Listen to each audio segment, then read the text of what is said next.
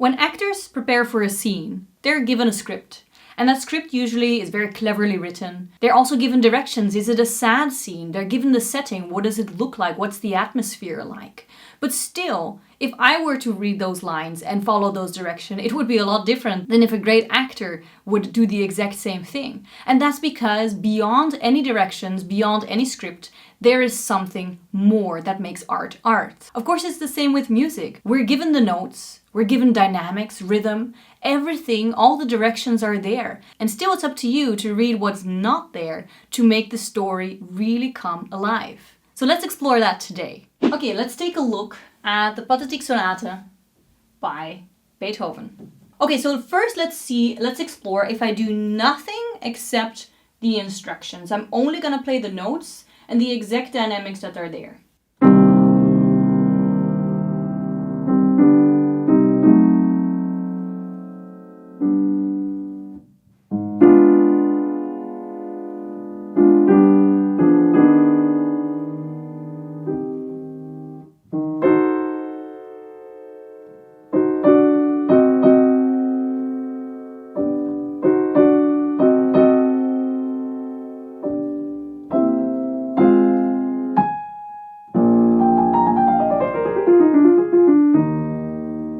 Okay, let's do it to here, okay?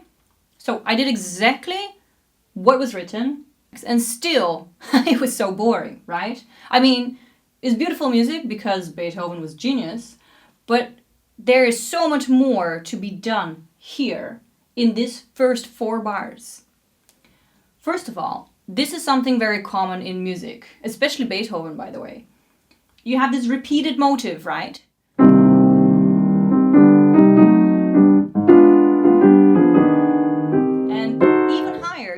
It's getting more dramatic. The drama is increasing. So it's up to you, right, the actor of the scene, it's up to you to really decide how dramatic you want to be that to be and how to translate that. But that is what's happening every time you are adding an extra scoop of drama. I like drama in art, let's say, not in daily life. I like drama, so I would make it pretty dramatic, right? That's very dramatically a wrong note.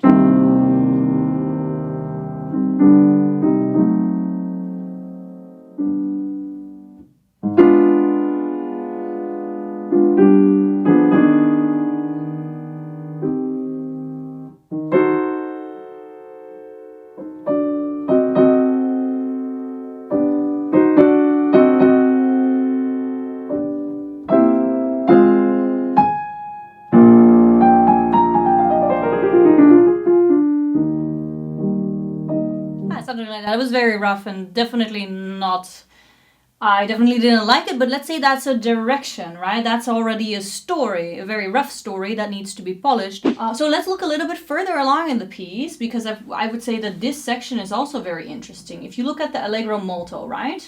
So if I don't do anything with my left hand here, as is written in the score, right? There's nothing written in the score except a crescendo at the very end. If I do that, right? It sounds pretty boring.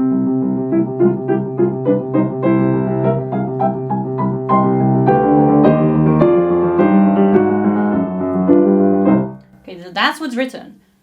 Okay, I really don't like that at all. And there's nothing stopping you from doing something in between. It's not wrong. It's not like Beethoven would come out of his grave and say, don't do that.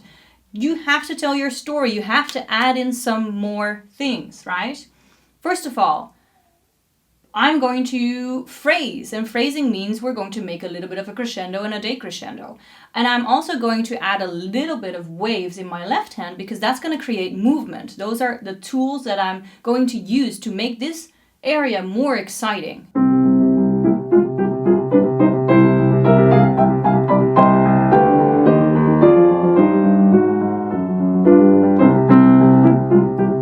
Etc. With just a few little additions, you're really going beyond those notes and beyond just the dynamics or pedaling marks or whatever the composer gives you. Think about character, think about timing, and how do you make a character come to life? That's partly taste, that's partly practicing, that's partly recording yourself and listening back, that's partly thinking about it, and that's partly knowing what tools to use. Timing, for example, is a big one, and dynamics is another big one. For example, if I want to make an articulation, by the way, if I want to make this one, for example, this theme, I want to make this lyrical, and I want to make this like a moment of attention. And because that's what I want, the tools that I'm going to use is expression. So I'm going to make this,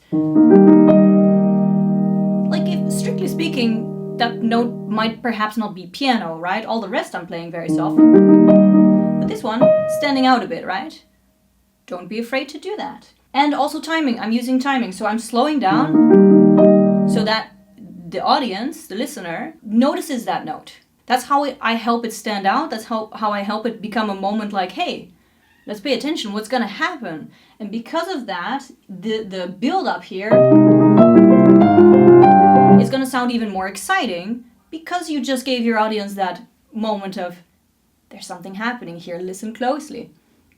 So timing and dynamics, those are a great place to get started. But I think just giving yourself permission to go beyond, thinking about that actor, thinking about how much more they add than just the script and the directions and the setting. They put so much of themselves into there. And I think that's what we sometimes forget or don't dare actually as musicians. Okay, so I hope that this was a little bit useful to you. I hope that you will dare to go beyond those directions of the composers, go beyond those notes, make the story your own. And if you have any questions about what tools to use to get there, please leave a comment down below or check out some of our other videos. Don't forget to listen to Dimitar's music either here on YouTube or on Spotify. We have also a big playlist on Spotify. We recently also uploaded some of his music that is specifically that he composed to be deeply relaxing, either for sleep or just really relaxation. I'll also pop that down in the link here for you.